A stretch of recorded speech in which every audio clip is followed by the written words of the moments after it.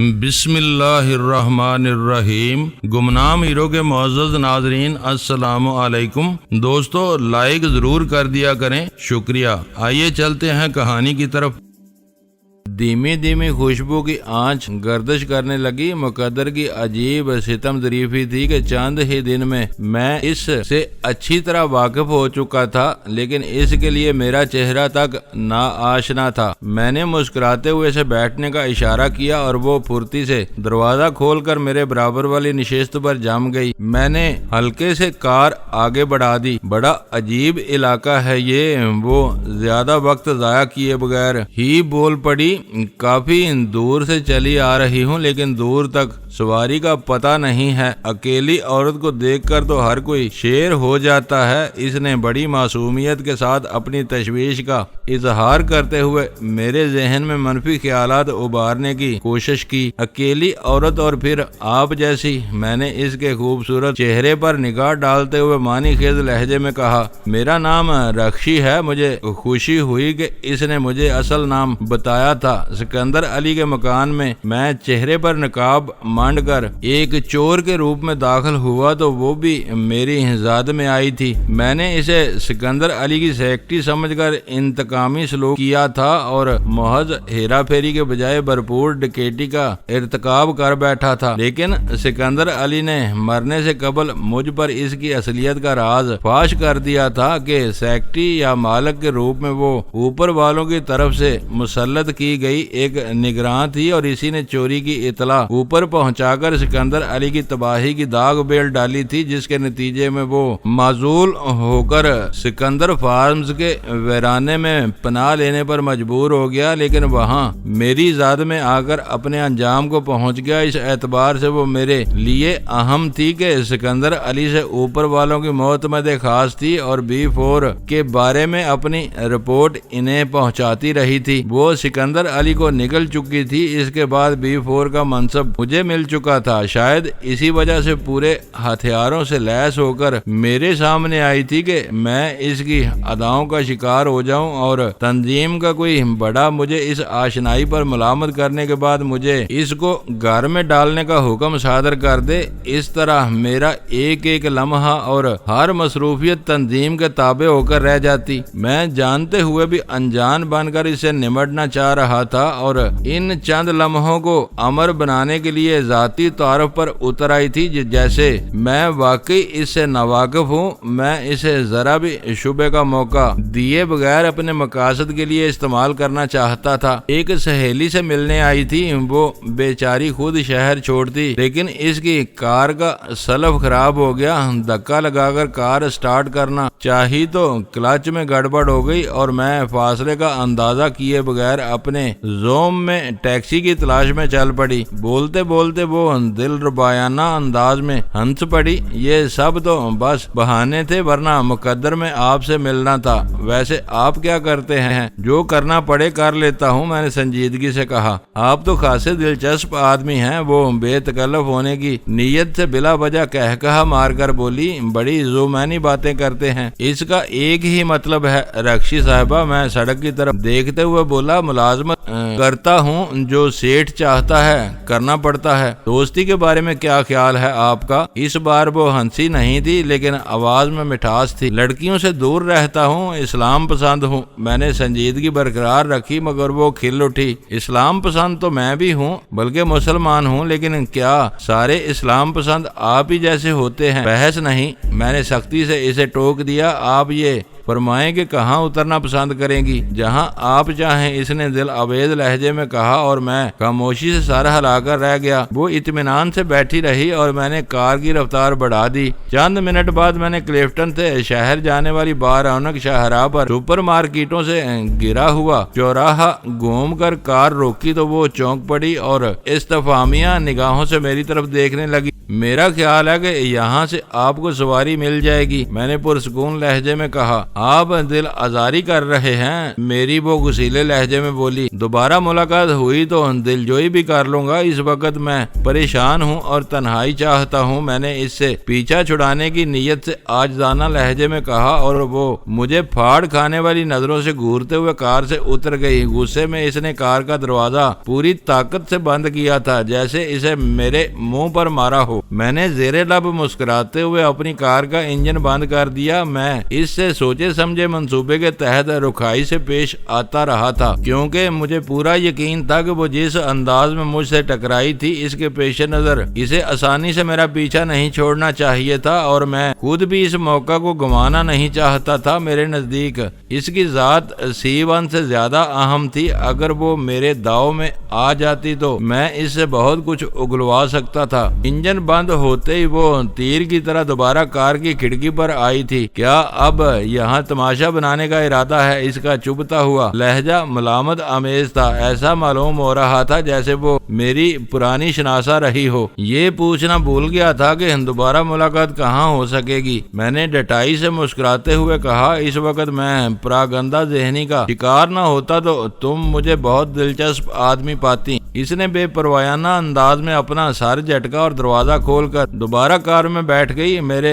خشک رویے میں رونما ہونے والی تبدیلی سے اس کی خود اعتمادی بحال ہو گئی تھی۔ غنیمت ہے کہ تمہیں جلدی اپنی غلطی کا احساس ہو گیا۔ اب سیدھے نکل چلو، مجھے صدر میں کسی مناسب جگہ پر اتار دینا۔ میرا انداز تخاطب بدلتے ہی وہ بھی آپ سے تم پر آ گئی۔ پہلے ہی بتا دیا ہوتا تو کیا بگڑ جاتا؟ میں نے انجن سٹارٹ کر کے کار آگے بڑھاتے ہوئے کہا۔ میرا خیال تھا کہ تم عقل مند آدمی ہو۔ اس کا بگڑا ہوا موڈ تیزی سے بحال ہو چکا تھا۔ اپنی منزل تمہاری مرضی پر چھوڑنے کا مقصد یہ تھا کہ فی الحال میرا کوئی ٹھکانہ نہیں ہے۔ یہ ماننا ذرا مشکل ہے، میں نے اسے گھورتے ہوئے کہا۔ بے گھروں کا ایسا حلیہ نہیں ہوتا۔ تمہارے نہ ماننے سے میری صحت پر کوئی خاص اثر نہیں پڑے گا، وہ بے پروایانہ لہجے میں بولی۔ حقیقت یہ ہے کہ ان دنوں میں اپنے ایک دوست کے ساتھ رہ رہی ہوں۔ آج چابی اسی کے پاس ہے اور وہ 12-1 بجے سے پہلے گھر نہیں لوٹتا۔ مجھے یہ وقت تو کہیں نہ کہیں گزارنا ہی پڑے گا۔ اوہ، میں نے پرخیال انداز میں ہونٹ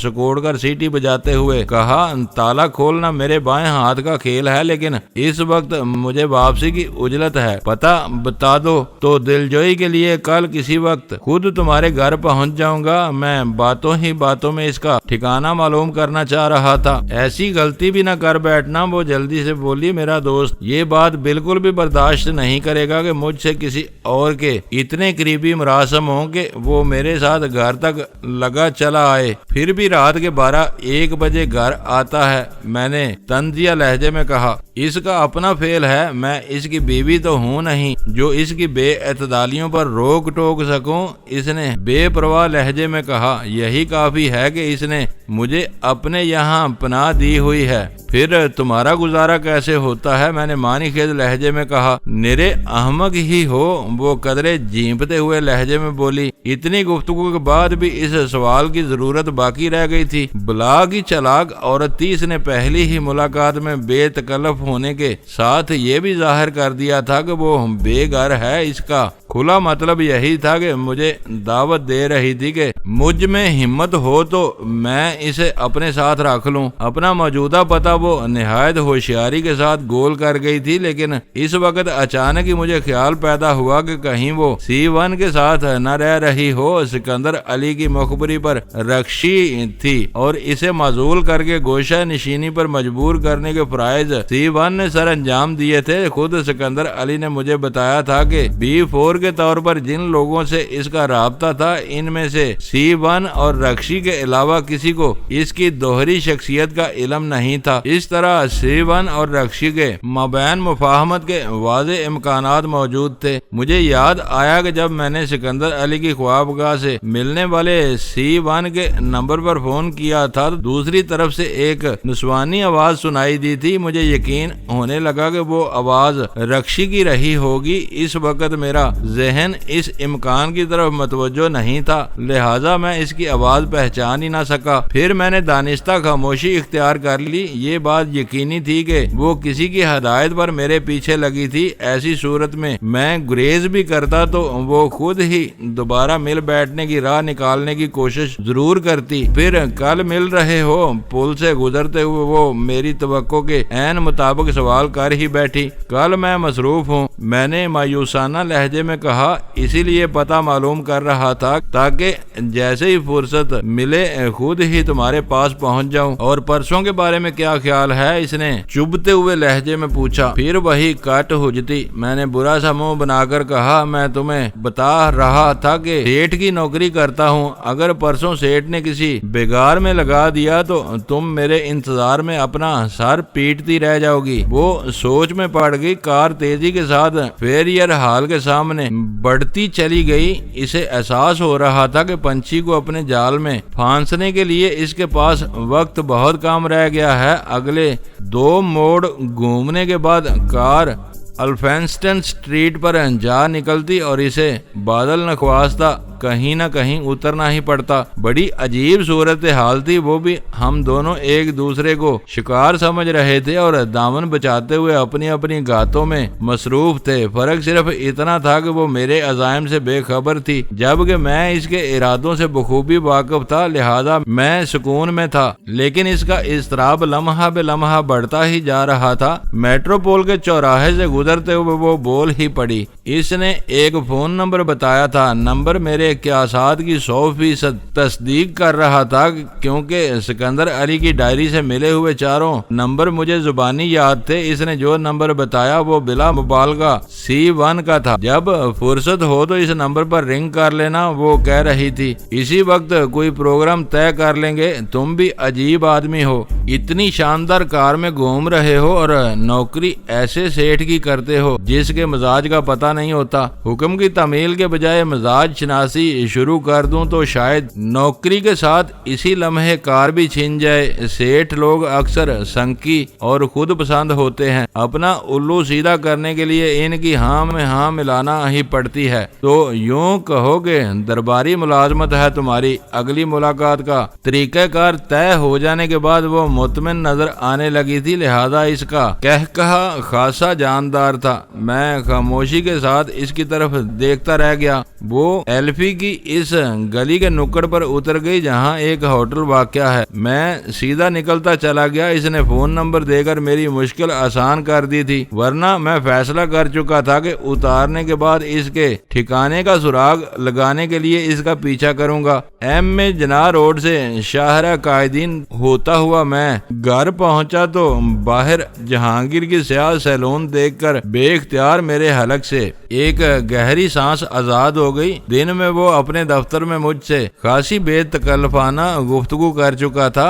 برسوں پرانے اعتماد کی تجدید کے بعد شاید اسے توقع ہو چلی تھی کہ میں تنظیم کے معاملات میں عام طریقہ کار سے ہٹ کر اسے سب کچھ بتا دوں گا۔ اس کی بیوی اپنے ہی رشتہ داروں کے ساتھ فلم دیکھنے گئی ہوئی تھی اور اسے یہ معلوم ہو چکا تھا کہ میں جیوا ہاؤس کے 3 نمبر میں داخل ہوا تھا، لہذا وہ اپنے تجسس پر قابو نہ رکھ سکا اور مجھ سے پہلے ہی میرے گھر آ کر جم گیا تھا تاکہ مجھ سے 3 نمبر کے اسرار دریافت کر سکے۔ وہ ڈرائنگ روم میں جوتوں سمیت سینٹر ٹیبل پر پاؤں پسارے اطمینان سے بیٹھا تھا۔ کار کے انجن کی آواز سن کر بھی اس نے اٹھنے کی زحمت نہیں کی تھی۔ مجھے دیکھتے ہی شکایتی لہجے میں بول پڑا، کہاں چلے گئے تھے؟ وہاں سے خاصی دیر کر دی گھر پہنچنے میں۔ مزے سے ڈرائیونگ کرتے ہوئے آیا ہوں، میں نے صوفے میں گرتے ہوئے کہا۔ یہ بتاؤ کہ تم اس وقت یہاں کیسے نظر آ رہے ہو؟ تم 3 نمبر میں کیا لینے گئے تھے؟ اس نے تجسس امیز سرگوشیانہ لہجے میں سوال کیا۔ دوستی اپنی جگہ ہے، لیکن ان معاملات میں کوئی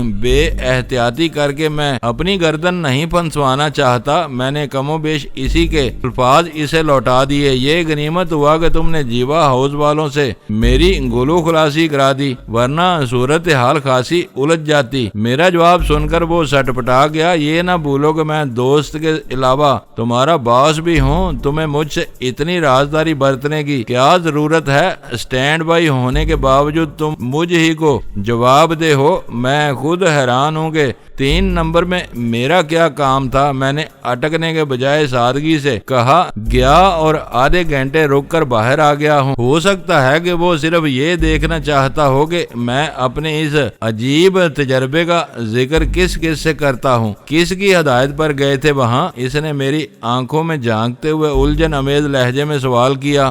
D1 نے فون پر حکم دیا تھا، میں نے بلا توقف کہہ ڈالا اور اس کا چہرہ اتر گیا۔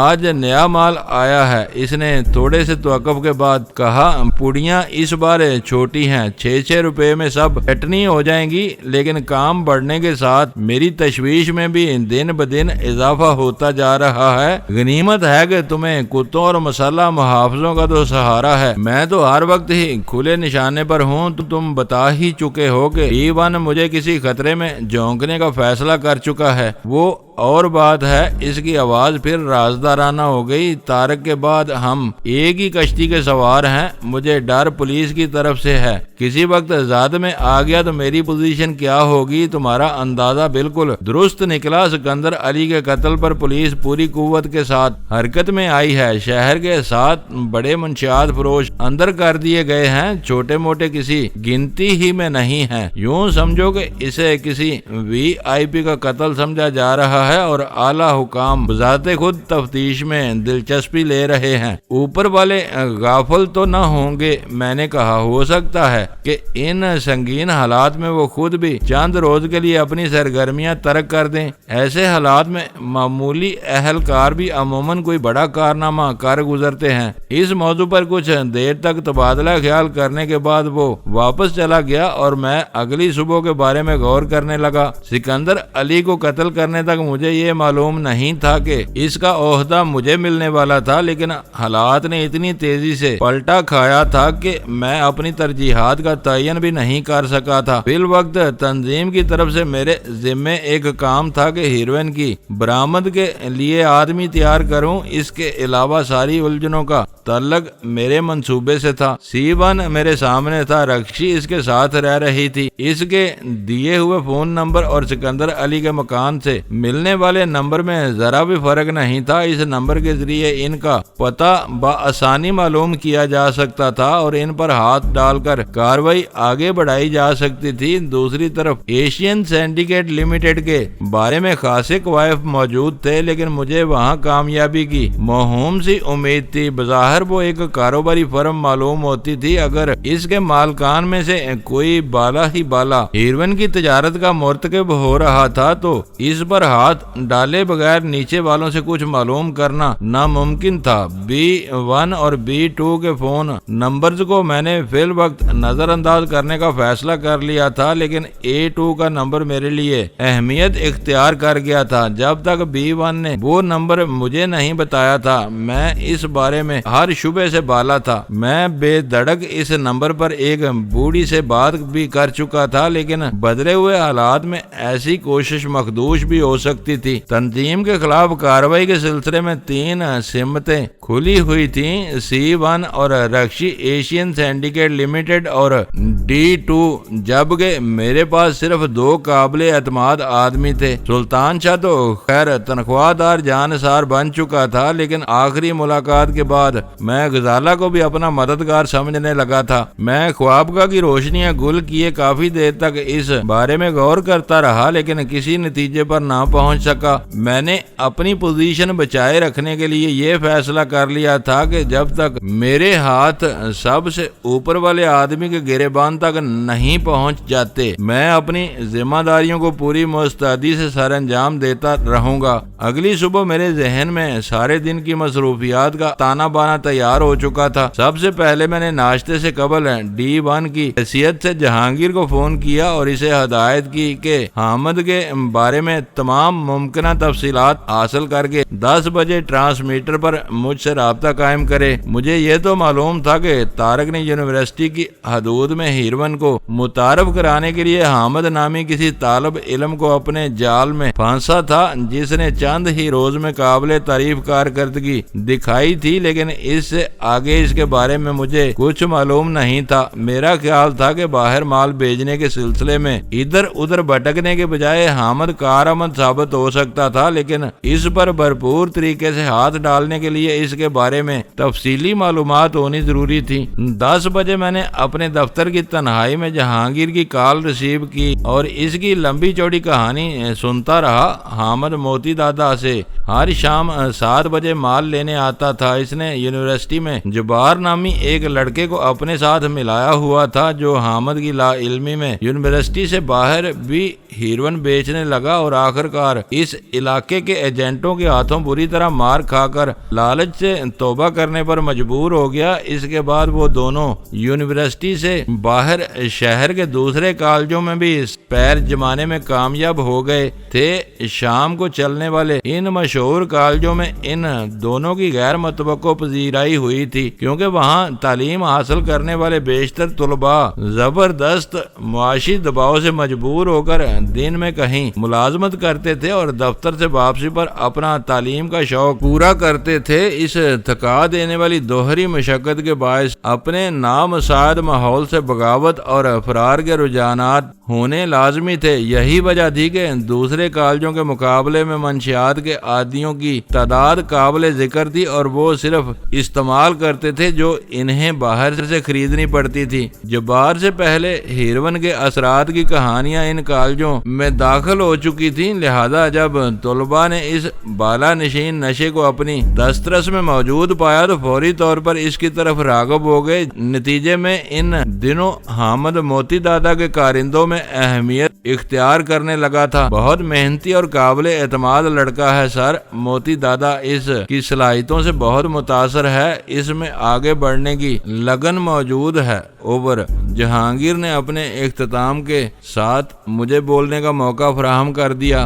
گڈ، میں نے اس کی کوششوں کو سراہتے ہوئے کہا، آگے چل کر یہ لڑکا ہمارے لیے کارآمد ثابت ہو سکتا ہے، لیکن فی الحال اسے بھول جاؤ کیونکہ شہر میں حالات مخدوش ہو گئے ہیں۔ آج رات 10 بجے جیوا ہاؤس میں ایک اور بڑی کھیپ پوڑیوں کی صورت میں پہنچ رہی ہے۔ اس کی تقسیم کے بعد اگلے احکام تک تم کنارہ کش رہو گے۔ اوور۔ Okay sir. جہانگیر کی آواز ابری جس میں ہلکی سی حیرت ابھر آئی تھی۔ کیا یہ حکم صرف میرے لیے ہے سر؟ میں دل ہی دل میں اس کی حالت کے بارے میں سوچ کر ہنس پڑا۔ مخدوش حالات کے حوالے سے میری ہدایت اس سے واقعی تشویش کا باعث بن سکتی تھی کیونکہ طارق کو شبہات کے باعث سب سے پہلے الگ تھلگ کیا گیا تھا، پھر پتہ ہی صاف کر دیا گیا تھا۔ جہانگیر یہ سوچنے میں قطعی طور پر حق بجانب تھا کہ کہیں اپنی کسی لغزش کی بنا پر وہ کسی کی نگاہ میں تو نہیں آ گیا اور اسی بنیاد پر فی الحال اسے جملہ سرگرمیوں سے روکا جا رہا ہو۔ تم سے متعلقہ سب لوگ اس ہدایت پر عمل کریں گے۔ میں نے ڈکٹیشن دینے کے بعد بٹن دبا کر D1 کی سنجیدہ آواز میں بولا، اسی لیے تو تمہارے منصب میں اضافہ کیا جا رہا ہے، اب تم D1 کہلاؤ گے۔ آج سے میرا کوڈ B4 ہوگا، اس کو تم اپنی ذات تک محدود رکھو گے اور اب میرے سوا کسی سے اس حیثیت میں تمہارا رابطہ نہیں رہے گا۔ اوور۔ میں سمجھ گیا سر۔ جہانگیر کی آواز میں یک بیک مسرت امیز ارتعاش پیدا ہو گیا۔ اس اعتماد اور عزت افزائی کے لیے میں شکر گزار ہوں۔ میں کوشش کروں گا کہ میری وجہ سے کہیں کوئی دشواری پیدا نہ ہو۔ اوور۔ لیکن میں یہ نہیں سمجھ سکا کہ تم نے آخر اپنے گھر پر حفاظتی انتظامات میں اچانک اضافہ کیوں کیا ہے؟ تمہارے احاطے میں رات بھر چراغاں کی سی کیفیت رہتی ہے،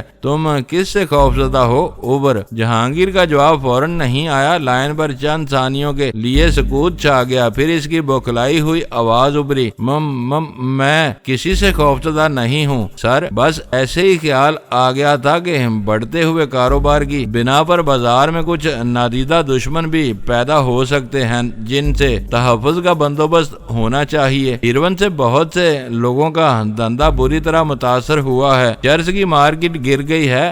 بعض لوگوں نے تو یہ کھوج لگانے کی کوششیں شروع کر دی ہیں کہ تھوک داموں پر ہیروئن کہاں سے مل سکتی ہے۔ ہو سکتا ہے کہ تھوڑے ہی عرصے میں کچھ اور لوگ بھی میدان میں آ جائیں۔ اوور۔ یہ سب درست ہے، لیکن اس طرح حفاظتی انتظامات کر کے تم نے اپنے گمنام دشمنوں پر اپنا خوف ظاہر کر دیا ہے۔ گھر کو قلعہ میں تبدیل کر کے تم خطرات کا سدباب نہیں کر سکتے، وہ گھر سے باہر تم پر وار کر سکتے ہیں۔ اوور۔ میں اس بارے میں بھی سوچتا رہا ہوں سر، اس کی آواز میں تکان کا عنصر پیدا ہو گیا۔ میں چند روز میں اپنی کار بھی تبدیل کرنے والا ہوں۔ بلٹ پروف شیشوں والی ایک کار کا سودا ہو گیا ہے۔ 2-4 روز میں بندرگاہ سے کلیئرنس ہوتے ہی مجھے ڈلیوری مل جائے گی۔ سمجھ میں نہیں آتا کہ مجھے یہ فکر کیوں دامن گیر ہو گئی ہے اوبر۔ شاید طارق کی موت نے تمہارے اعصاب پر اثر ڈالا ہے۔ رفتہ رفتہ اعتدال پر آ جاؤ گے۔ بلٹ پروف کار میں کوئی حرج نہیں، وہ تمہارے وقار میں اضافہ کرے گی، لیکن میرا مشورہ ہے کہ مسلح محافظوں کو ہٹا دو۔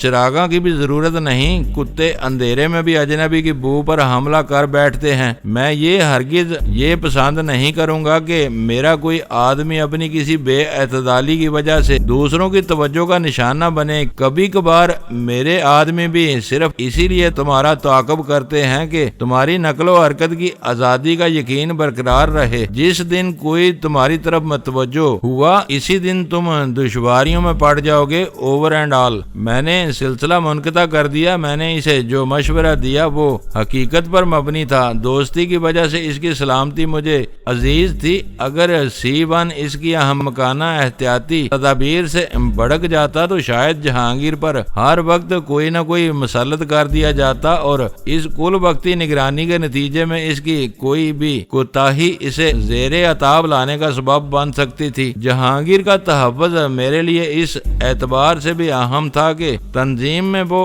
میرے لیے سہارا ثابت ہو سکتا تھا۔ اکیلا رہ جانے کی صورت میں شاید میرا اعتماد کم ہو جاتا۔ ہم دونوں پر شہر کی مارکیٹ کا سارا دار و مدار تھا۔ اس منافعت بخش منڈی کو برقرار رکھنے کے لیے اوپر والوں کو ہم دونوں میں سے ایک نہ ایک کی لازمی ضرورت تھی، اور میں اس کمزوری سے اپنے مفادات کے لیے خاصا فائدہ اٹھا سکتا تھا۔ جہانگیر نے حامد کے بارے میں جو کچھ بتایا تھا، اس کی روشنی میں میرا پہلا فیصلہ یہ تھا کہ اس سے گھر پر ملاقات بے سود رہے گی۔ وہ تنظیم کا پوری طرح وفادار تھا۔ میں تنظیم کو درمیان میں لائے بغیر اسے کسی کام پر آمادہ نہیں کر سکتا تھا۔ اس سے یونیورسٹی میں ملنے میں بھی خاصی قباحتیں تھیں، جن میں سب سے بڑی بات یہ تھی کہ وہاں بہت سے دوسرے طلباء بھی یہ محسوس کیے بغیر نہ رہتے کہ جب حامد شہر میں رہتا ہے تو ایک اجنبی کو اس سے ملاقات کے لیے جامعہ کی دور افتادہ حدود میں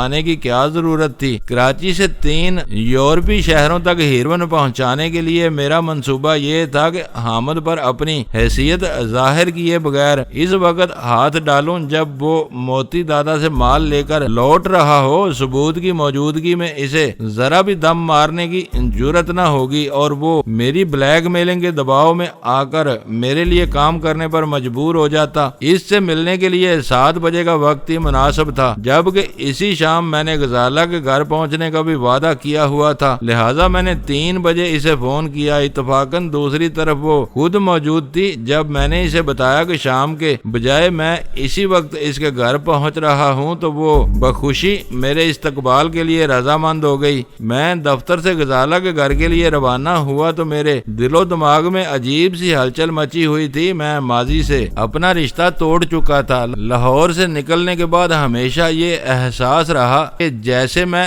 جنم سے تنہا ہوں۔ باپ کی وفات اور ماں کی خودکشی کے بعد دنیا میں کوئی ایسا نہیں رہ گیا تھا جسے میں اپنا سمجھتا یا اس پر ناز کرتا۔ نہ ستیلے بھائی مجھے اپنانے کو تیار ہوئے تھے، نہ بڑی ماں نے اپنی سوکن کے اکلوتے بیٹے کو قبول کیا تھا۔ میں سوچ رہا تھا کہ غزالہ میرے بارے میں اپنے والدین کو اپنے فیصلے سے آگاہ کر چکی ہوگی۔ وہ لاکھ برے اور خود غرض سہی، لیکن غرض ان کی بیٹی تھی۔ بیٹی کو بغاوت پر آمادہ دیکھ کر شاید انہوں نے خاموشی اختیار کر لی ہو، لیکن مجھے پورا یقین تھا کہ وہ میرے ماضی کے بارے میں بہت کچھ جاننا چاہیں گے، جبکہ خود میرے لیے اپنا ماضی ایک بہت بڑا سوالیہ نشان تھا۔